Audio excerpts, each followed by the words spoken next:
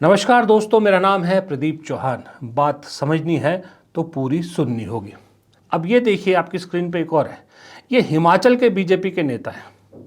बेचारे इकट्ठे होकर हिमाचल में धर्मशाला में रैली कर रहे हैं। सरकार के खिलाफ, जो यहाँ कांग्रेस सरकार है हिमाचल में, उसके खिलाफ प्रदर्शन कर रहे हैं और कई चीज़ों की डिमांड कर रहे हैं।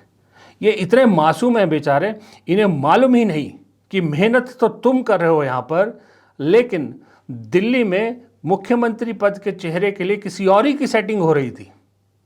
जी हाँ, मैं बात कर रहा हूँ हिरेन जोशी मामले की। अब बताइए, हिरेन जोशी जो मीडिया को देखते हैं, जिन्होंने मीडिया को एक गोदी मीडिया बना दिया है, अब सुना है उन्हें वापस जो है वो अपने काम पर रख लिया गया है। लेकिन जो कंट्रोवर्सी उनके साथ हुई उनके रिमूवल के वक्त, उसमें एक सबसे बड़ा क्या निकल के आया कि कोई हिमानी सूद है, प्रोफेसर हिमानी सूद। ये आपके स्क्रीन पर है। ये हिमानी सूद जो अभी पंजाब की एक प्राइवेट यूनिवर्सिटी है, चंडीगढ़ यूनिवर्सिटी, उसकी प्रो चांसलर हैं। सुना है हिरेन जोशी जो है वो हरदीप पुरी के ज़रिए इनसे मिले और इन्हें हिमाचल से ना सिर्फ बीजेपी की टिकट पर इलेक्शन लड़ाने की कवायद की जा रही थी, बल्कि इन्हें मुख्यमंत्री के तौर पर जो है वो आगे करने की कोशिश की जा रही थी। ये प्लान था हिरेन जोशी का। और ये मैं ही नहीं कह रहा, ये रूबी अरुण है, सीनियर पत्रकार हैं, बीबीसी वगैरह में हैं, काम किया है इन्होंने, बहुत सारी जगह पे काम किया है। इन्होंने बाकायदा एक्स पर पूरी पोस्ट लिखी है जिसमें इन्होंने बाकायदा दो लोगों का जिक्र किया है, जिसमें एक हिमानी सूद है। हिमानी सूद के भाई किस तरह से हिमानी सूद को हिरेन जोशी के कहने पर प्रधानमंत्री की विदेश यात्राओं पर भी ले जाया गया, किस तरह से उन्होंने मोदी जी के 75वीं सालगिरह पर मैं हूं भारत नाम से एक अभियान की घोषणा की। फिर एक संस्था बनाई इनके लिए जहां पर मुस्लिम देशों के राष्ट्राध्यक्षों को उनका सदस्य बनाया गया। हाल ही में एक इस्लामिक देशों के राजदूतों के लिए एक इफ्तार पार्टी का भी आयोजन किया गया। इस तरह से हिमानी सूद को हिमाचल प्रदेश में न सिर्फ टिकट दिलाने बल्कि मुख्यमंत्री पद का चेहरा बनाने के लिए जोशी जी जेपी नड्डा से मिलने गए। बात यहीं से बिगड़ गई। जेपी नड्डा ने जोशी की कारस्तानी अमित शाह को बता दी और शाह ने मोदी जी से बात की और फिर जोशी जी प्रधानमंत्री कार्यालय से बाहर हो गए। ये हिमाचल को लेके, हिमानी सूद को लेके इनका प्लान था। जब मैंने हिमाचल में बीजेपी के लोगों से इस बारे में बात की तो सब के सब हैरान रह गए। उन्हें मालूम ही नहीं, उन्होंने कभी नाम भी नहीं सुना कि हिमानी सूद कौन है। मैंने कहा, नेता अनुराग ठाकुर से लेकर जयराम ठाकुर, सब लोग, यहाँ तक कि जेपी नड्डा भी हिमाचल से, आपको मालूम है, सब लोग सड़क पर धरना दे रहे हैं, रैलियां कर रहे हैं, कांग्रेस सरकार के खिलाफ बुलंद आवाज़ कर रहे हैं, रोष प्रदर्शन कर रहे हैं। लेकिन दिल्ली में तैयारी किसी और ही की हो रही थी, ताजपोशी की। तो अब ऐसी बीजेपी पर तरस ना आए तो क्या आए, आप बताइए। किसी को मालूम ही नहीं होता कि बीजेपी में कब क्या क्या हो जाए। अभी कुछ समय पहले एक बीजेपी नेता से बात हो रही थी, उनका भी यही कहना था कि यहाँ कोई श्योरिटी नहीं है, मेहनत कोई और कहे, फल कोई और खाए। राजस्थान देखिए, भजन लाल जी ने शायद सोचा क्या, उन्होंने कहा दूर दूर तक सपने में भी नहीं था मुख्यमंत्री बनेंगे। एक बीजेपी के नेता बता रहे थे राजस्थान के कि जब नाम अनाउंस हुआ तो वो बेहोश होते होते बचे। ये हालत थी। मेहनत किसी और ने की थी, पार्टी को सत्ता में किसी और ने बिठाया, क्रेडिट गया मोदी जी को, चेहरा बना दिया जाता है भजन लाल जैसे लोगों को। ऐसे ही दिल्ली में हुआ, ऐसे ही मध्य प्रदेश में हुआ। आपको याद भी है उड़ीसा के मुख्यमंत्री का नाम क्या है? किसी को नहीं मालूम। आपको याद है छत्तीसगढ़ के मुख्यमंत्री का नाम क्या है? नहीं मालूम होगा। ऐसे चेहरे बिठा दिए जाते हैं। ऐसे ही मेहनत हिमाचल में बीजेपी के दूसरे नेता कर रहे हैं और बिठाने की तैयारी थी किसको? हिमानी सूद को। तो ये बीजेपी पे तरस इसलिए आता है क्योंकि इनके बहुत से नेता को मैं बहुत सालों से मैं जानता हूँ। 28 साल पत्रकारिता करते हो गए, मैं भी शुरू से जानता हूँ। और मुझसे सीनियर पत्रकार हैं जो कई लोगों को ऐसे जानते हैं जो बीजेपी के साथ, संघ के साथ 50-50 सालों से जुड़े हुए हैं, आज भी एक्टिवली काम कर रहे हैं। उन लोगों पे तरस आता है क्योंकि उन्होंने पार्टी को 2 सीटों से यहाँ तक पहुँचाया है। 303 तक सफ़र उन लोगों की वजह से हुआ था। लेकिन ऊपर बैठे 4 गुजरात लॉबी के लोगों ने इन सब का एक तरह से आप कह सकते हो कि चक्कर घिन्नी बना रखा है। ये सारी कहानी मैंने इसलिए सुनाई क्योंकि आज मीडिया में सुबह से एक शब्द गूंज रहा है कि कौन है हिमानी सूद। मैंने आपको बता दिया हिमानी सूद कौन है। हिमाचल से कनेक्शन उनका ये है कि उनके पिता हिमाचल के रहने वाले हैं, और मज़े की बात देखिए कि उनके पिता, उनका मैं नाम नहीं लूँगा, वो कांग्रेस से जुड़े हुए हैं। जी हाँ, वो कांग्रेस से जुड़े हुए हैं। और एक और आरोप जो लगा हिरेन जोशी पे कि कोई मिस्टर संधू हैं, मेरे ख्याल से उनका नाम सतनाम सिंह संधू, हाँ, कि राज्यसभा सीट के लिए 30 करोड़ लिए उनसे।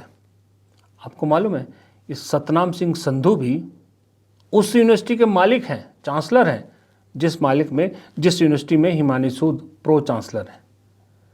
यानी दोनों एक ही प्राइवेट यूनिवर्सिटी से जुड़े हुए हैं। एक को राज्यसभा सीट मिली, दूसरी को मुख्यमंत्री के दावेदार या चेहरे के रूप में प्रोजेक्ट करने की बात की जा रही थी।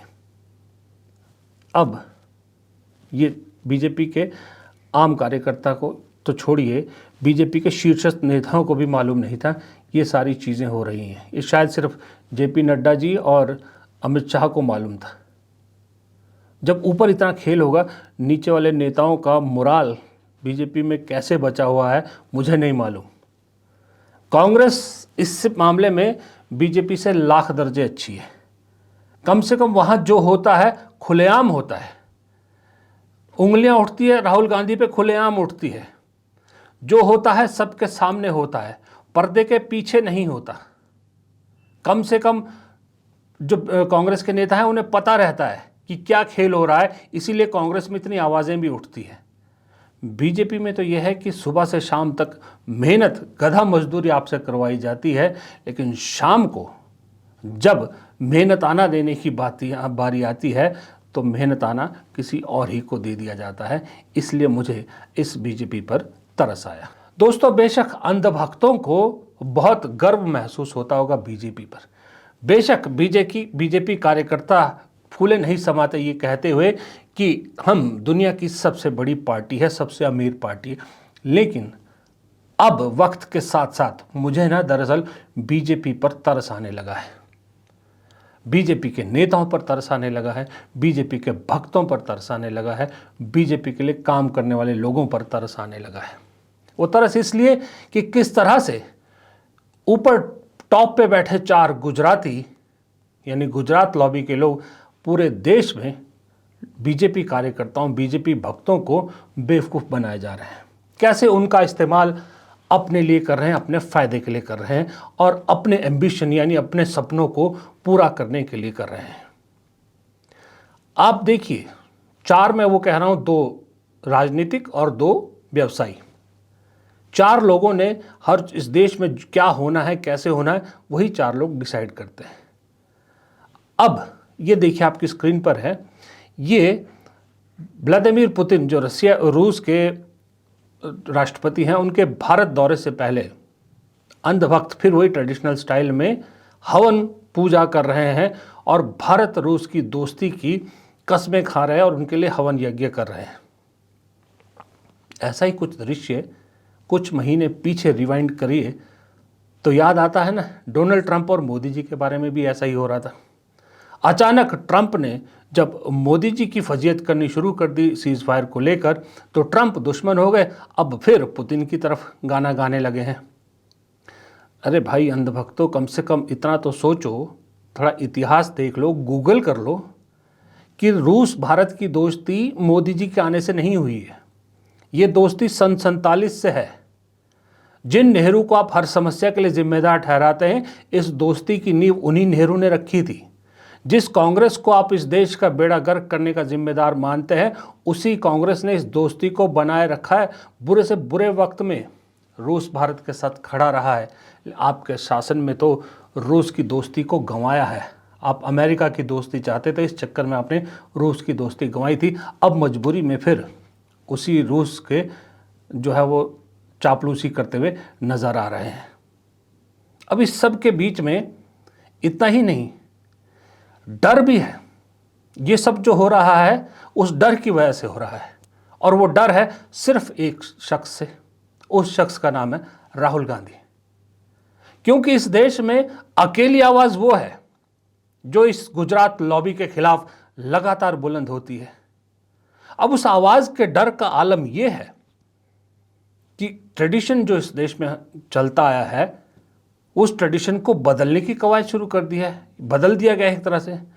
जब भी इस देश में कोई डिग्नेटरी या डेलीगेशन आता था वो सरकार से, प्रधानमंत्री से, मंत्रियों से तो मिलता ही मिलता था, लेकिन लीडर ऑफ अपोजिशन से भी ज़रूर मिलता था।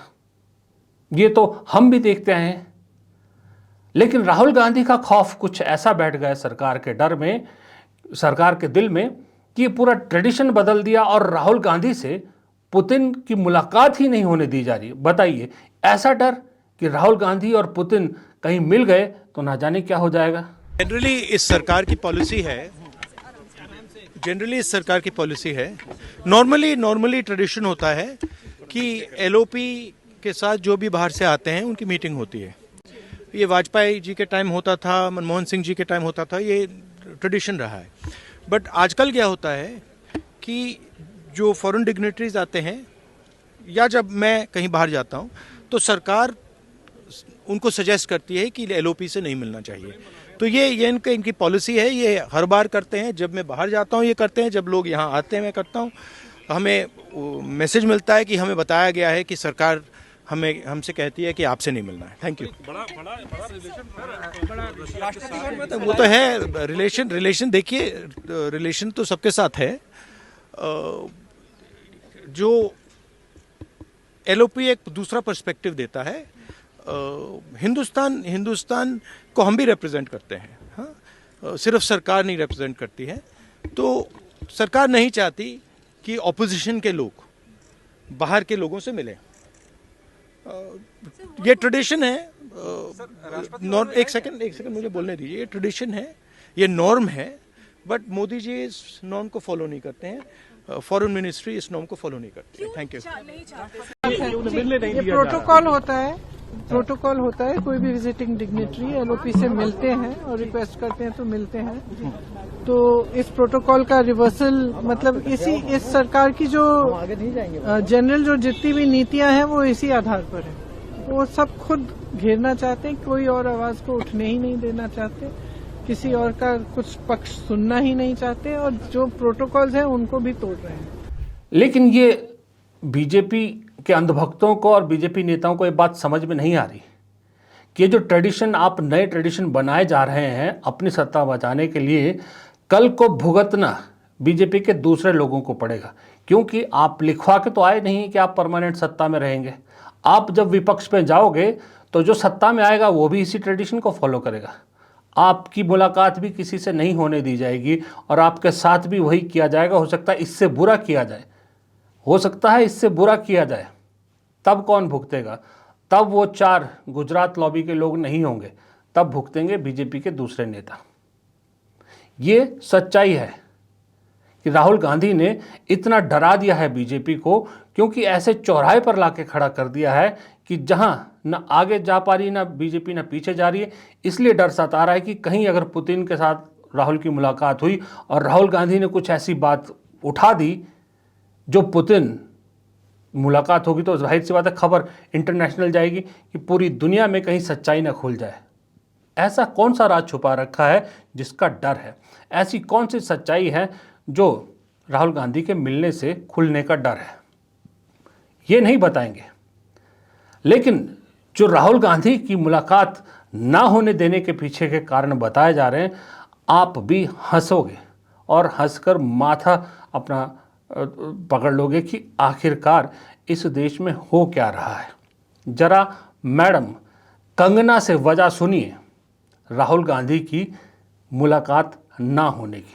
नहीं, लेकिन देखिए वो सरकार के अपने डिसीजंस होते हैं और जो सरकार है वो अपने आप खुद नेशनल जो हमारे Atal ji was national asset, वो उसको पूरे देश पे उन पे गर्व था, वो देशभक्त थे। लेकिन राहुल गांधी जी की जो पता नहीं रीजन क्या है, लेकिन मैं अपना पक्ष रख रही हूँ कि हिज देश के प्रति उनकी भावना भी काफ़ी क्वेश्चनेबल है। इंटरनेशनल जो भी साजिशें हो रही है, चाहे वो देश में दंगे फैलाना हो या टुकड़े करने की साजिशें हो, तो लिटिल क्वेश्चनेबल। बाकी मुझे नहीं पता, खासकर मेरा जगह भी नहीं है डिसाइड करना। लेकिन राहुल गांधी अगर अपने आप को अटल जी से कंपेयर कर रहे हैं, तो मेरा एक ही उनको सुझाव रहेगा कि भारतीय जनता पार्टी आप ज्वाइन कर लीजिए। आपके पास भी भगवान ने जीवन दिया है, ये जन्म दिया है, आप भी अटल जी बन सकते हैं। आप भारतीय जनता पार्टी ज्वाइन कर लीजिए। Thank you. अब आप खुद सोचिए, जिस पार्टी में वो कार्यकर्ता हो जिन्होंने दरी बिछाई, कुर्सियां उठाई, टेंट लगाए, गांव-गांव जाकर घूम घूम कर बीजेपी के बारे में प्रचार किया, यहाँ तक बीजेपी को पहुँचाया, उस वर्कर के उस मेहनत पर पानी फेरने के लिए जहाँ ऐसे नेता हो, ऐसे सांसद हो, जिनको यही नहीं पता कि बोलना क्या है, कहते हैं राहुल गांधी जो है उन पे क्रेडेंशियल पे डाउट है, लेकिन बनना है अटल बिहारी वाजपेयी तो बीजेपी ज्वाइन कर लीजिए। मतलब क्लियरली कंगना रनौत मान रही है कि राहुल गांधी भी अगर बीजेपी में आएंगे तो वो भी ड्राई क्लीन हो जाएंगे। जो वॉशिंग मशीन बीजेपी पे जो आरोप लगता है उसकी पुष्टि कर रही हैं। तो बीजेपी के नेता इस वक्त अपना माथा नहीं फोड़ रहे होंगे तो क्या कर रहे होंगे। फिलहाल इस वीडियो में इतना ही। अगर आपको वीडियो पसंद आया तो वीडियो को लाइक करना मत भूलिएगा। आपका लाइक हमारे लिए बहुत महत्वपूर्ण है और बहुत मददगार साबित होता है। कमेंट सेक्शन में आपकी राय बहुत महत्वपूर्ण है और चैनल का सब्सक्राइब करना भी आपसे एक गुजारिश है। नमस्कार।